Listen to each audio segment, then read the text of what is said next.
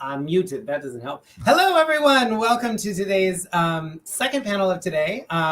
My name is Patrick Dunn, and I use he, him pronouns predominantly, and I am the executive director here at the New Haven Pride Center. And I'm super excited to welcome to you our second program of today, our 10th program of Pride so far, which today's panel is called Fat is Not a Bad Word, which is kind of ironic that I'm doing the intro because I think every single person on this panel has yelled at me at least once about calling myself fat. But before we begin, I do want to take a moment to acknowledge the land on which we are hosting our event. While virtual, the New Haven Pride Center was founded and operates on the traditional lands of the Mohegan, the Manchetucket Pequot, the Eastern Pequot, the Chattahoochee, the Golden Hill Pawcatuck, the Niantic, and the Quinnipiac peoples. Please take a moment and acknowledge and honor the Native people whose lands that you occupy and the history of the place that you're in. You can learn more about Native lands if you visit native-land.ca. I also want to say that, as I said earlier, that today's program is part of Pride New Haven, which runs through next Sunday, or this coming Sunday. And there is over 25 different events, which means there is something for everyone. And to learn more, you can visit newhavenpridecenter.org. It's right there on your screen.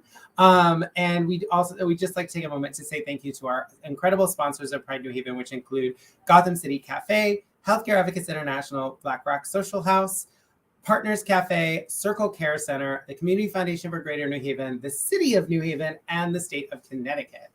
As I said again, today's program is Fat is Not a Bad Word, which is curated by our own trans program curator, Finn Lockwood. And today's program was specifically sponsored by CT Humanities. So with that, I'm going to stop talking. I'm handing this over to Finn to run our fabulous panel. So welcome to Screen, Finn.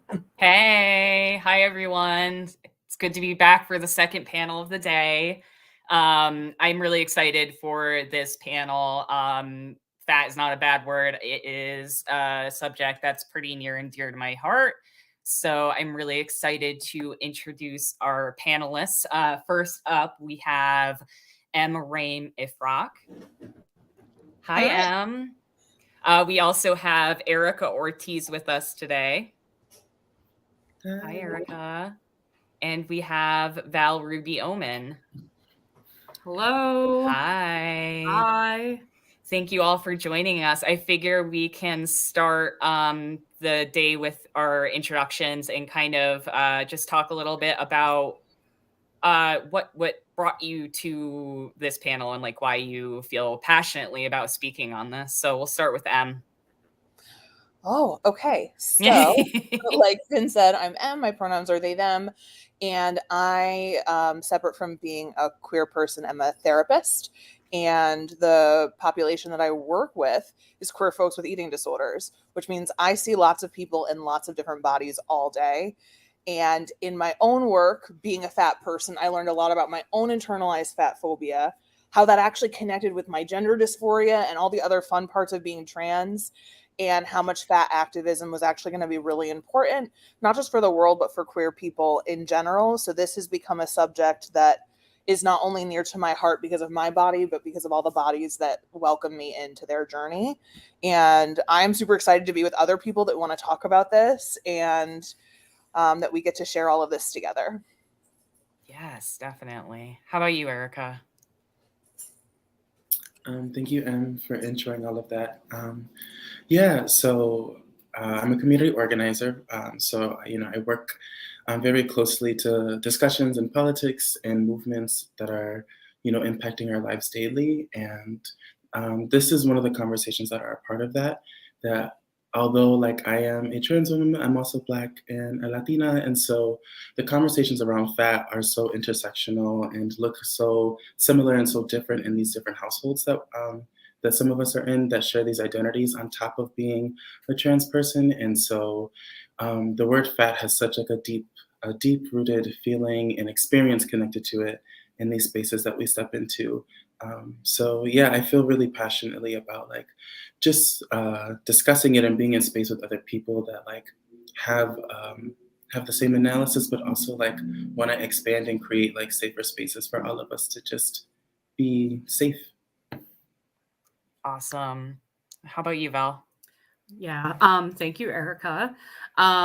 So my name's Val. I'm working with the Pride Center currently, helping assist with Pride New Haven, and I am also an artist. I feel that my fat activism / body positivity kind of came in with my art. I started to realize that none of my artwork was reflective of me as a person. I was always drawing like very thin bodies. And as soon as I realized that, it kind of opened a door. It opened my eyes to how important self-representation was for me in healing my own issues with my body. And I realized how it wasn't impacting other people in a positive way, which kind of led me down a path of becoming really passionate about, spreading that, just the visibility of fat bodies in a positive way. And honestly, even just in a neutral way, just normalizing it. So, art has definitely really been instrumental in me kind of like, finding my place in this community and just helping spread the positivity. Mm-hmm. Mm-hmm. Thank you all so much. I feel like the three of you have already kind of touched on so many questions that I want to ask. So I'm really excited for this conversation already. But I just wanted, before we go into the questions too, I wanted to point out the use of the word neutrality, because Em and I were actually just talking a couple of days ago, and there is so much that changes in terms of our language in activism. And for me, starting out in my understanding of my own body and not hating it and stuff, the idea of body positivity was what I, was introduced to. But Em was talking about, taking that even further and neutralizing it. We don't have to feel ashamed for not loving our body, but I feel like the goal is to just have a body, So it's awesome that we're all kind of touching on that. One of the first questions I wanted to ask was inspired by Sonia Renee Taylor, who is the founder of the group and also the author of the book, The Body Is Not an Apology. And in that book, she talks about a lot of different things, but one of the things that really jumped out at me was the idea that hating yourself and hating your fatness is something that's taught to us, as a kid, an infant, we do not hate our bodies. We don't know how to do that.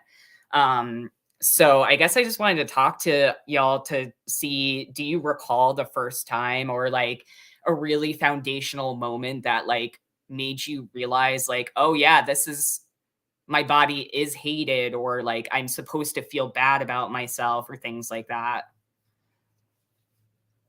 And we could start with whoever, just kind of go free form if we want. It's always so awkward. Are we going to fight each other? I know, right? Yeah, we can just go in order. We'll go in order if that works. I mean, first of all, anytime anyone says Sonia Renee Taylor, I just think I don't know why she and I aren't married yet. However, so, I mean, I can say I can remember being 5 or 6 and going to a pediatrician and having them tell my mom that they would want to consider Jenny Craig at some point in time so that I didn't get too big, because then, I wouldn't look womanly and I wouldn't be able to have a husband. And I can just remember so much misogyny and sexism tied to that. And I just think at 5, I wasn't thinking about the size of my body or even about my body. I was just thinking I'm in a body so I can go out and play with my friends. Mm-hmm. But what happens is, and I'm sure each of you have had experiences like this as children, where our bodies are so weaponized against us as tools, rather than it being this organic being that kind of holds who we are. And then it creates this awareness that I think not only doesn't go away, but it causes a lot of harm.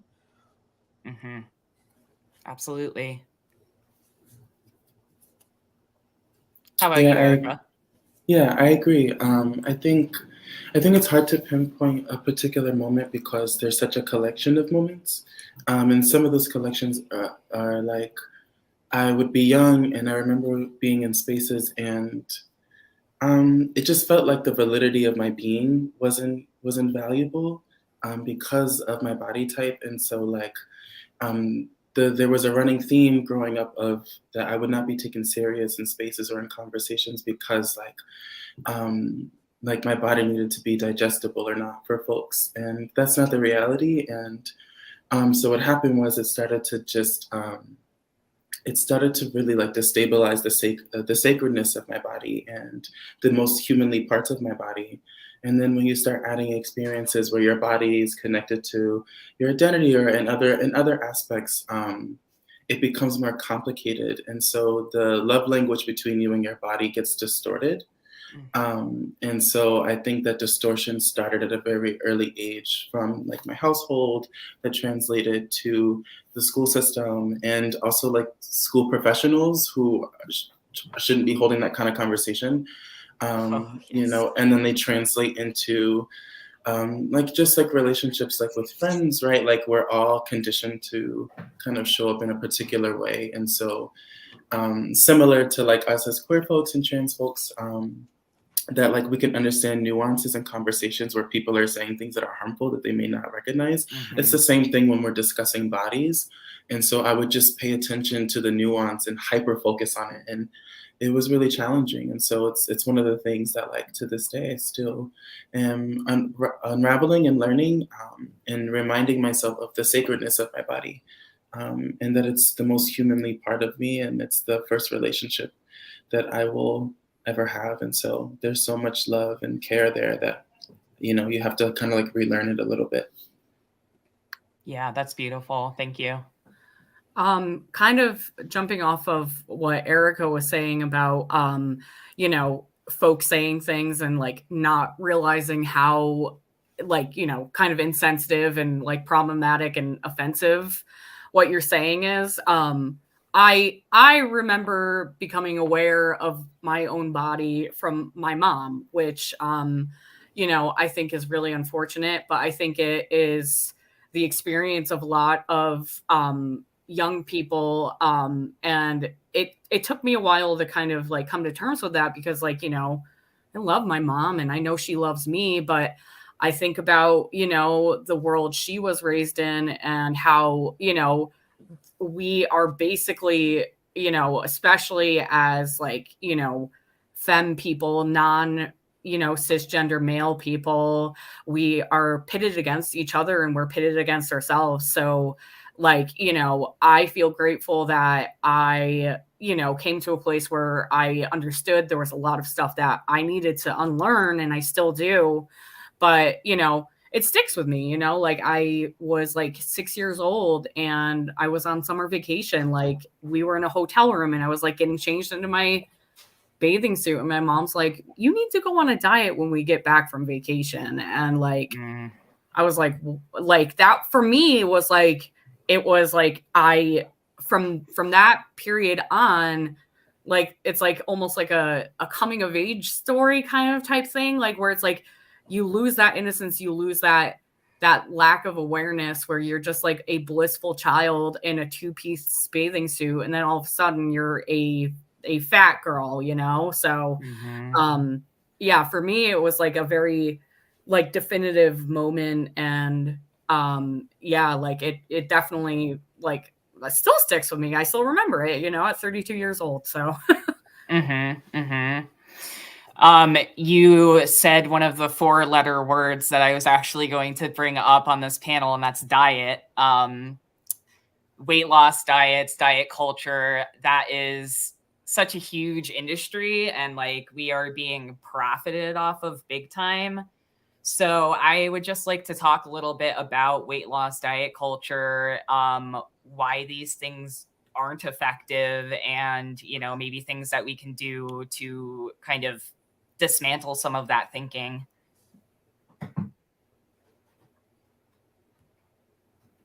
Awesome. Go ahead, Em. Go ahead. Take it away. Oh gosh. I have so many things to say about this topic. And I think I just want to start with like intentional weight loss doesn't work. Statistically, 99% of diets fail, and they're meant to fail. There is a white supremacist structure of capitalism floating over us at all points in time that sees each body on this panel as a way to make money. Diet pills do not care if you've experienced racism. Diet pills do not care if you don't have enough money to afford them. Diet pills do not care if you have mental health issues. The company making them cares about you buying them. And I always like to give people this little tidbit, but back in the early 90s, those diet pill companies petitioned to have the BMI standards changed. So more than 15 million people became overweight, or the O word that I really hate, obese, overnight. Mm-hmm. We all went to bed, us little children, right? A little Erica and a little Val and a little Em and a little Finn went to bed, and we woke up fat. Yeah. Yep.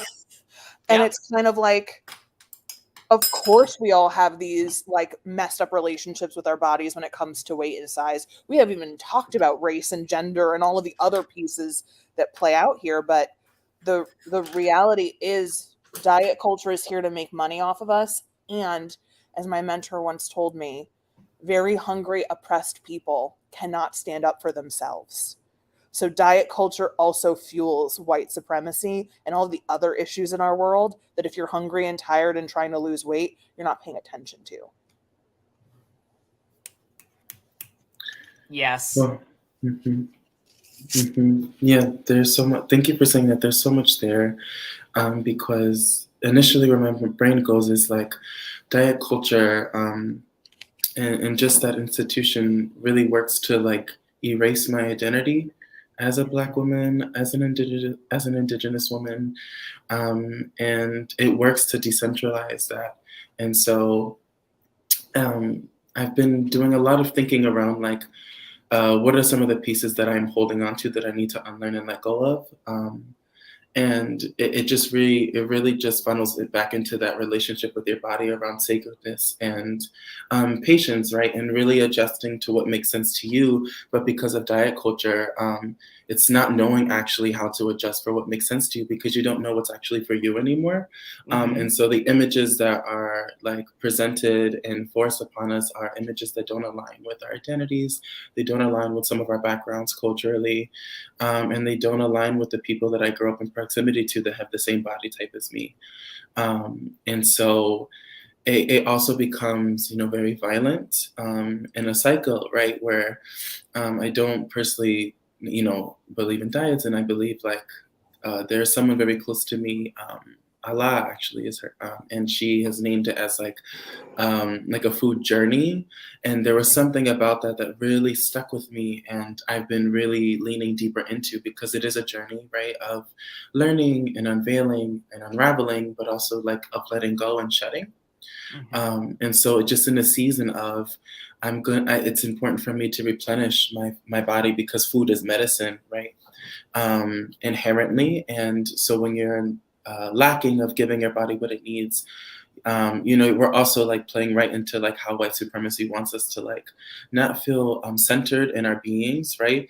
But also like not having access to what it is that we need in order to feel replenished. And so, yeah, I think it also just funnels back into doctors who do not have a cultural competency. And so doctors inherently, for the most part, just don't give you diets and ideas that don't work for you because statistically, like white centralized American diets don't work, especially on Black women, but works like in counter of Black people and Black bodies. And so just kind of conceptualizing all of that and understanding it has been really, really like a deep journey and discovery and trying to release from.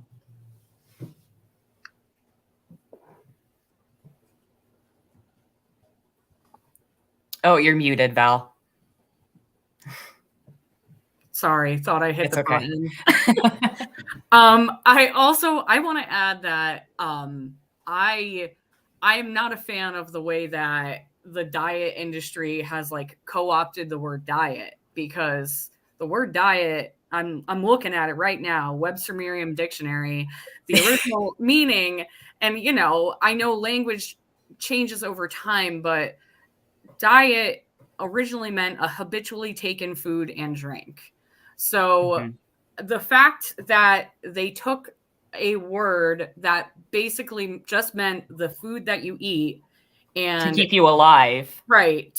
And changed it to basically starve yourself to like eat as few calories, eat as few carbs, whatever the diet is. They changed the meaning completely to something that I think is so negative. It has such negative connotations. Like, you know, I like a diet should be what you are eating, you know, and that is it. But the way they've spun it, it's what you aren't eating and what you shouldn't be eating. So it just like, it feels very like insidious and like honestly like just like straight up evil, like, you know. And like, yeah, capitalism, it's all, I mean, like, point the finger at capitalism. It's like it's such a problem. It's like I don't even like saying the word diet anymore because it's like the meaning has changed so much. It just like is not a word that it doesn't spark joy or anything, you know. Definitely. I feel like everything we just talked about too, like, covers how, or like just highlights how intersectional everything we're talking about is. Like, I just did a panel a couple hours ago about anti-racism, and I feel like everything is just kind of like flowing into one another. So these conversations, everything you're saying, very good stuff. I'm like so here for it.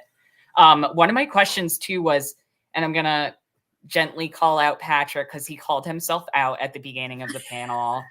And, you know, like he said himself, like earlier, there he is. Hi. And like, you know, he's talking about his weight and feeling like he's too fat and things like that. And number one, that is such ingrained language in our society, be you male, female, gender nonconforming, whoever the fuck you are, you know, like it impacts you. But also, like, I'd like to talk a little bit about too how, you know, this goes back to what Vala was saying about, like, you know, mom talking about you negatively and things like that. And also hearing what other people are saying about their bodies, how that impacts you, you know, and why it's important for us to gently call each other in when we're calling ourselves fat, especially in front of actually fat people.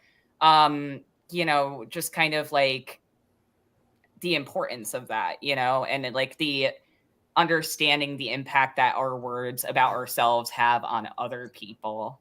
So with all that said, like, are there any experiences that y'all have like within the LGBT community where maybe we've had to call someone in, or you know, maybe you've been in spaces where you felt like your body, because of your fatness, like you didn't belong there, like you weren't queer enough? I know as a non-binary person, I often feel like, you know, I've gotten too thick to wear binders where it's comfortable. You know, I've like gained like 3 pant sizes, and now all of a sudden, like, you know, where's my androgyny? Because I have a larger body, I'm no longer androgynous, and I owe people androgyny because of my non-binary identity. So yeah, I'm wondering if y'all have similar experiences. You can go ahead, Em. We'll just start with you again. If you're cool with that, we can switch it up too. Okay. So first of all, usually when I like would do a training on fat phobia, I always start off by saying to everyone, "Hi, I'm Em and I'm fat," and fat is not a 4-letter word. When people call themselves fat, what they're really saying is, I feel disgusting. I feel uncomfortable in my body. I think that I'm stupid. I think that I'm lazy. Like, we've used fat to kind of equate all these other negative adjectives about ourselves when none of those adjectives are true either. They're just very self-deprecating. And I can say definitely have had many, many, many experiences of being like in queer settings in a bigger body, and my partner is in a bigger body who's bigger than me. And both of us actually, and so this is like the joy of being in my relationship, is we can very openly share with each other, wow, I'm really uncomfortable here. I don't feel queer enough. Queer enough would mean being really thin and being able to wear certain clothes, or going to Pride and feeling comfortable not wearing my shirt after top surgery. You know, having top surgery and being in a bigger body means, and you know, part of it was my choice, but I still have something that looks like having breasts, and people get Yeah. really offended by that, even if there are no nipples and everything's tattooed and I'm clearly there's like a whole thing, and it becomes this whole thing where then I don't know about for the two of you, but I almost like get it like gets internalized, and then I'm like, well, am I really queer? Am I really queer enough? Did I do my transition right? What am I doing wrong? When there's nothing wrong about me or my body. Yes. Yeah, I think a lot of things. So usually in queer spaces, it still upholds like cis heteronormity and like a lot of cisgender environments, and so the adding queer to it only makes it that much more complicating sometimes to feel safe and seen in queer spaces, and so especially in queer spaces where it funnels a lot of like queer gay men who are who are cisgendered, excuse me. A lot of it is like super alienating, and it doesn't feel welcoming to especially trans women. And then when you start adding different layers of like, you know, are you Black? Are you Latinx? Are you Indigenous? Are you fat? It just complicates the translation piece between each other. And so it just makes it really difficult to want to be in those spaces sometimes, because it is especially alienating for visible trans women who aren't thin and don't, you know, and also for trans women who may not be passable, right? And so there's just many layers around how we just perpetuate harm, but it's still funneling white supremacy ideologies and cisgender heteronormity. Because the understanding is if we can coexist in that space, it will protect us. But it only actually just decentralizes like like our identities that are super integral to society, right? Like the world will never move without like queer like art and queer like activism and organizing. Like the world just won't move. And so like when we uphold those oppression tactics with each other, we're really like causing deep harm, deep rooted harm, which is also a reflection of how we think we're surviving.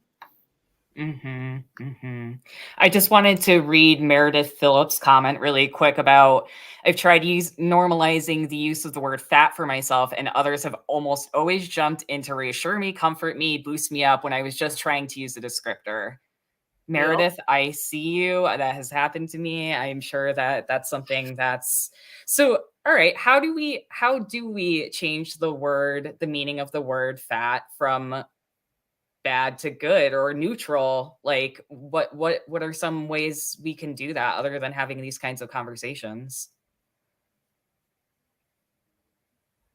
I guess. Oh, go ahead. Oh, okay. I personally think it's like really important, like, you know, for me as like a fat person, um, I like using the word just as like a very normal, like, you know, descriptor of myself. But I also kind of like using it in like a almost like a grandiose sort of way to kind of like, you know, let people know like, yeah, it like really doesn't it doesn't bother me when you call me fat because like I don't see it as a bad thing. Like, you know, like for some reason it's like that is always the first thing people, especially in like digital spaces. I don't know about y'all, but whenever I'm having like a disagreement with somebody that I don't know, it's like they immediately go to my profile and like they're like, oh well, you're fat, so like, you know, it's like, okay, whatever, like yeah, literally I am, thanks for like looking through all of my pictures and like letting me live rent free in your head.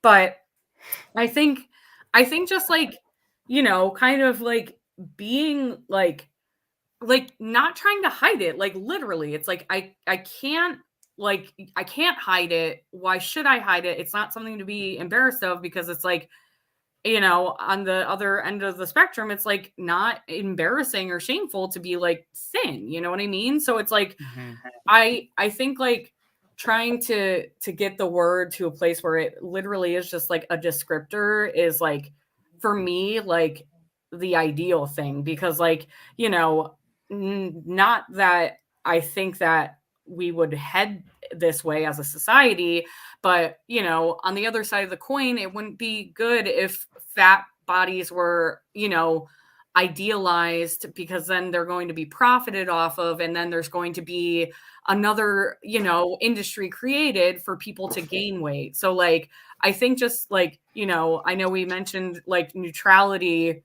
earlier, but I think just getting it to a point where it is like a neutral thing is like the best case scenario, because it's like whatever, like I'm fat, cool, awesome, great. There's like a bunch of things that are really interesting about me. This is like not really even on my top 5.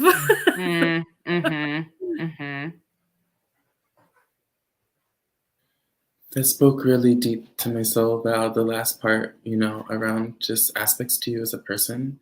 I think for a long time, the discussion of like weight, like kind of felt like the only parts of me that existed in conversation and in the ways in which people would experience me, and so that did something to just like my self-analysis of who I was as a person, to think like, do I have anything else to offer outside of like my body or outside of how you can digest me?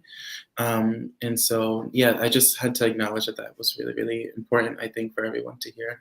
And then the piece around just the word fat, I was just having a conversation recently around just like the world and like the ways in which that we're creating things with one another and with folks that we're in proximity to was a part of that revolution.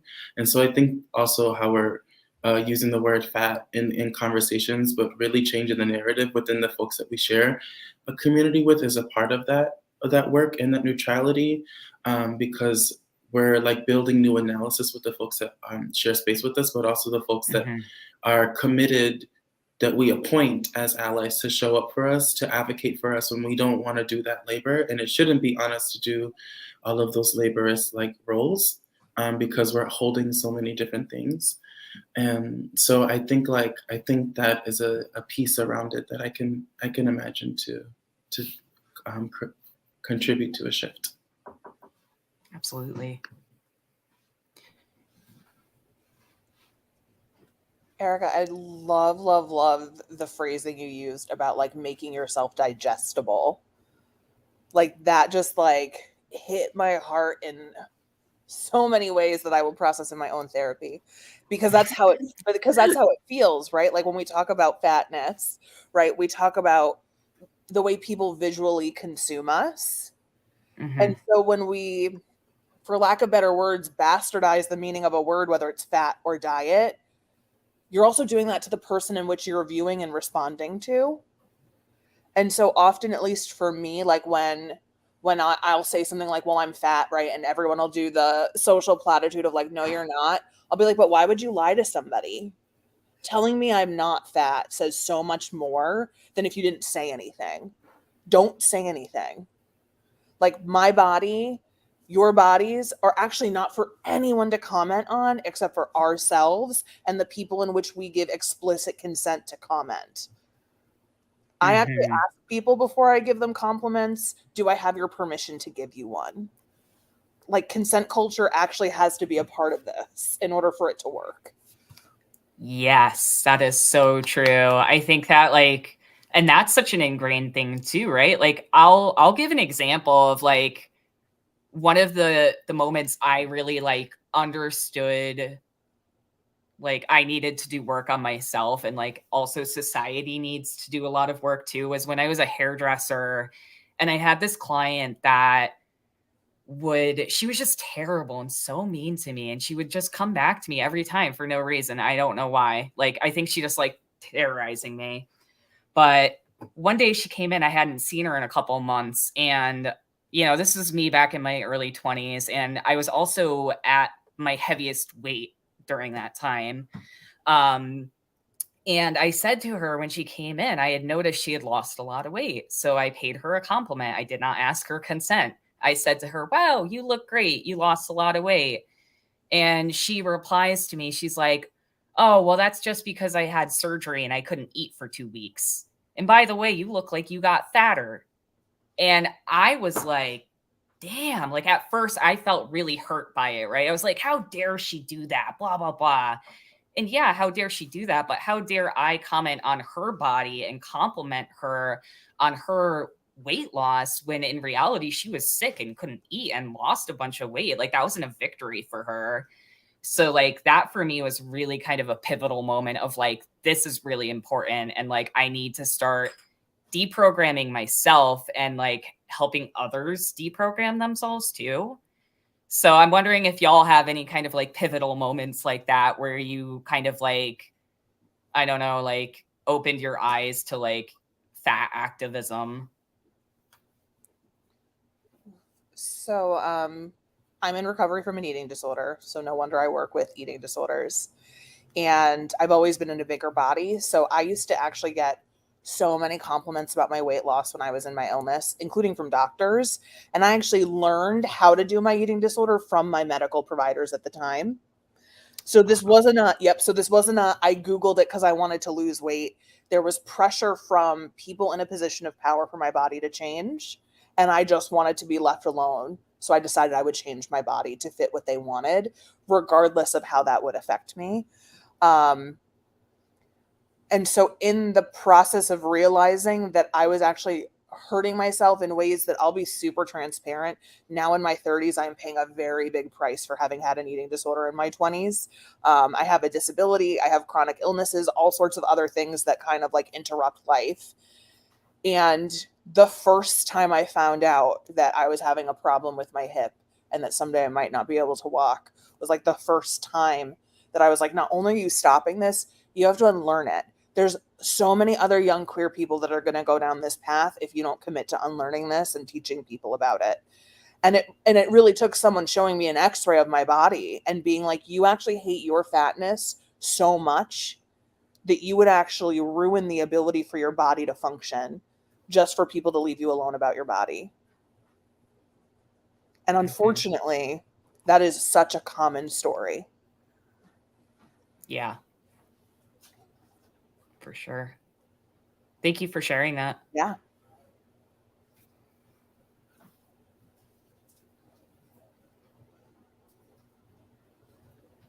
I'm like falling apart.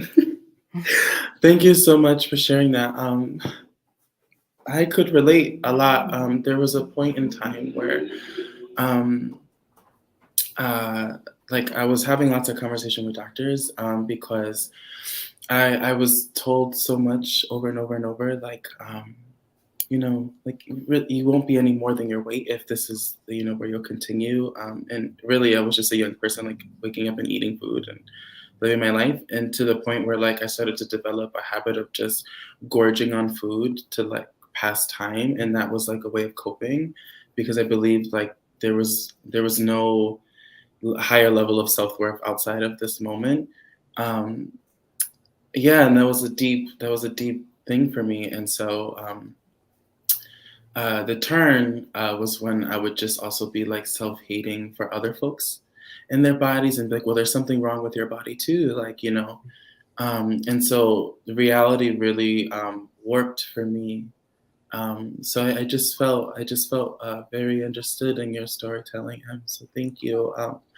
And I'm really, really trying so hard because I cry a lot. I'm a Pisces and I cry so much.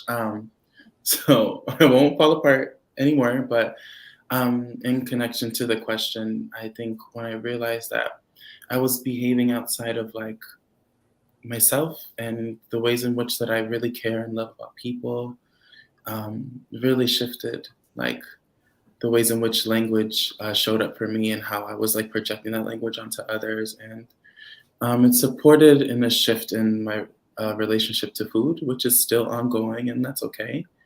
And so just understanding like just the journey, as Allah would say with food, the food journey, just understanding that language is a part of that. And yeah, so that's my connection to it. Yeah. Beautiful. So I mean, number one, it's, you know, fat's not a bad word, but crying's also not bad. I love crying. So we could just cry together if we want, but I've cried on panels before.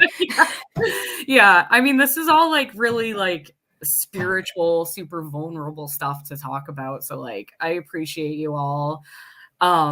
I know for me, like I kind of touched on in like my introduction, like for me, like a turning point was like in my artwork, like realizing how I was doing myself a disservice, and like also people who view my art to not like create art that is like reflective of who I am, you know, like like, you know, obviously like since I was 6, I was like visibly larger than most people, like, you know, if people felt the need to comment on it. And like I felt like I realized that in a lot of ways I was like using my art like to escape, but like not in a healthy way, in a really like unrealistic and kind of like self-destructive way, which I think is like the absolute opposite of what art should be.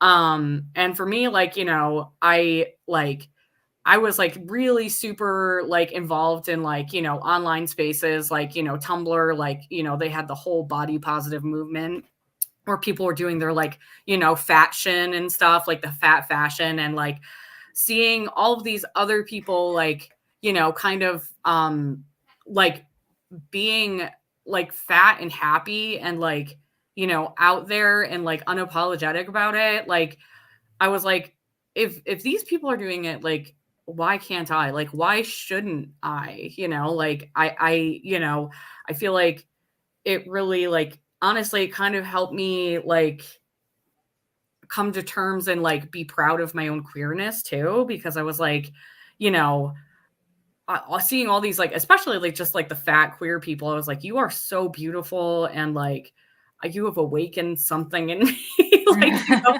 and like, you know, I felt like almost like a kind of duty to like give that back to people, because it's like this like seeing people represented that look like me made such a huge impact on my own journey. I was like, I feel like I can give back in some way. And I mean, like, honestly, I feel like it really like it helped me a lot, like emotionally, but also like helped me artistically too. So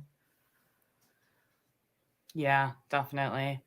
I just wanted to like take a minute just to thank y'all for being so vulnerable and honest. Like some of the comments we're getting, I feel like it's like, you know, this is the representation that is so important. Like all three of you being here and being so like brilliant and like insightful. I don't know. It's just I think it's important, you know. I'm kind of reminded of something that my good friend Carly Webb said earlier today in the panel that we did about anti-racism, about like the personal being political. Like I feel like it's unfortunate that like just by existing our bodies are so political, but they really are, you know? And I think that like one of the most radical things that we can do is be happy, you know? I mean, you don't have to like love yourself every single day of the week, but like you can be happy and you can just, you know? Um, so with all of that said, I want to ask y'all, what are some positive changes that you've seen in terms of like representation? You know, like, I don't know, anything out in the world that you see is becoming a little bit easier for folks in larger bodies? So, I mean, things that I personally, as a fat person, enjoy seeing, it's got to be said. We all love Lizzo, even if you don't, you do. All Mm-hmm. right. I think her and her show that she had, right? All these fat women of all different gender spectrums, women, right? Femme people dancing unapologetically, doing things with their bodies that we're told fat people can't do is like such an awakening. For anyone that's into yoga, Jessamine Lynn Stanley, who's in the South, is a fat Black queer person who does yoga and these headstands and things that like I can't do those with my disabled body, but I really enjoy watching someone be able to do that and enjoy being in their body. And this year at New York Fashion Week, the first plus size male model will be walking. And he is a Oh, Connecticut native from the Miko family in Milford, which I know, which is amazing. So I feel like there's such a long way to go with fat phobia in particular. And at the same time, there are these really beautiful, I think, rainbow pockets of the world in which we're starting to see more of our faces kind of reflected back to us in ways that I think maybe not our generations so much, because we all have a lot to learn, but I'm seeing when I work with like younger generations how much like anti-fatness is becoming something that they talk about, not just something that they act upon. And that gives me a lot of hope. I have to say that the like fashion school dropout in me is very happy to hear about like a plus size man being in Fashion Week. You know, because like I feel like I kind of hate Fashion Week. Not kind of, I definitely hate Fashion Week. Yeah. But like I love seeing the representation. It just reminded me also of like some of like the Fenty shows. Like some of the models are, well, I think all of the models are really inclusive. So that kind of stuff does give me hope.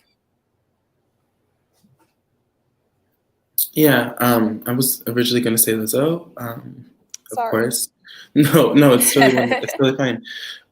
Yeah, I think just seeing more Black women of different body types being at the forefront, and I say it with lots of grace and gentleness, knowing how capitalism and structures work.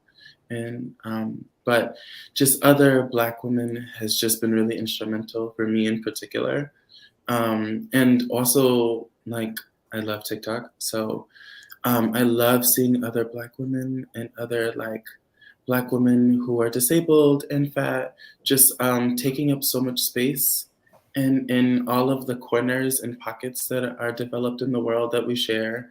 And it's been really transformative for me. And I think like just seeing that really like reinstills some new like practices with your body, right? Because representation is, as we know this, and you know, it's something we all use commonly in our vocabulary around how it's important and matters, but it really does, and it really makes such a big shift. And just even like thinking about my younger siblings or other young people that I work with, just seeing how deeply connected they feel to someone that really represents them in a multitude of ways, really is just, it just is magnificent. So I think that's really a strong piece that that means a lot to me. And also the spaces that professionally that I step into, seeing other folks with different body types occupy like these wonderful roles is so dope to me. Yeah. I think for me to definitely like build off of what Erica was saying, like, you know, it's really easy, like especially like, you know, in marginalized communities, like, you know, like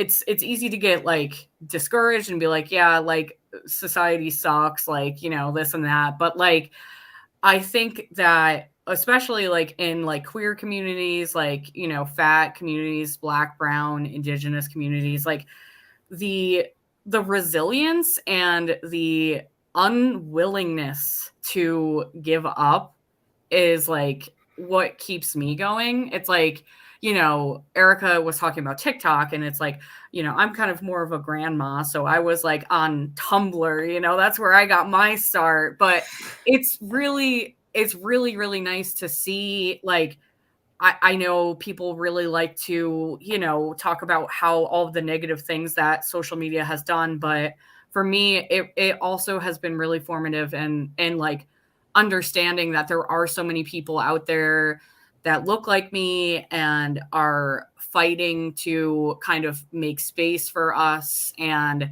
you know, sometimes I'm like, well, of course, that's why people are going to criticize social media, because we're using it to organize. We're using it to, you know, build numbers and like teach ourselves and like learn all of these things that they don't want us to know about, because it just makes us more powerful and more gay and more fat and more, you know, like all of these things, you know? So like, I